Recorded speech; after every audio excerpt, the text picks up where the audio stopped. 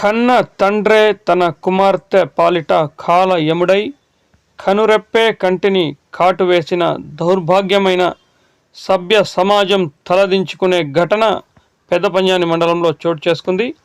చిత్తూరు జిల్లా పలమనేరు నియోజకవర్గం పెద్దపంజాని మండలంలో కన్న కూతురిపై తండ్రి అత్యాచారం చేసిన ఘోరమైన ఘటనలో పలమనేరు రూరల్ సిఐ శనివారం కీలక విషయాలు వెల్లడించారు.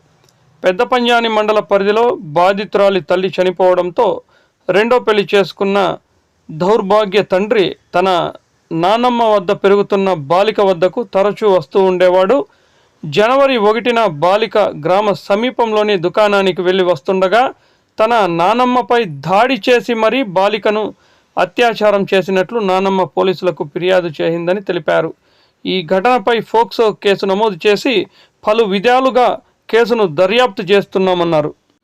పెద్దపంజాని మండలంలో నిన్నటి దినము ఒక మైనర్ బాలికపై తండ్రి అత్యాచారం చేశాడని చెప్పేసి బాధితురాల నాన్నమ్మ ఫిర్యాదు చేసింది. తండ్రి సుమారు 12 సంవత్సరాల క్రితం మొదటి భార్య చనిపోయిన తర్వాత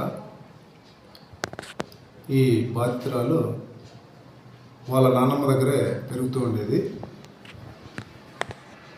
మొన్నటి దినం ఈ 1 జనవరి 1కు ఇంటికని వచ్చేసి బాలికపై తన తండ్రి అత్యాచారం చేసినాడని చెప్పేసి వాళ్ళ నాన్నమ్మ ఫిర్యాదు చేయడం జరిగింది. దాని మీద ఎఫ్ఐఆర్ చేసినాం ఫోక్స్ యాక్ట్ కింద. దాన్ని విచారిస్తున్నాం. తదుపరి వివరాలు తెలుపుతాం. సార్, బాలిక ఎవరు ఎక్కడున్నారు సార్? ఇప్పుడు బాలికను వైద్య పరీక్ష నిమిత్తం ఆసుపత్రికి పంపించాం. ఇంత ముద్దాయికి సంబంధించి కూడా ఇంతకుముందు ఎలాంటి కేసులు ఫిర్యాదులు లేవు. ఇటువంటి సమయాల్లో డ్రైవర్లు సంయమనం పాటించాలి.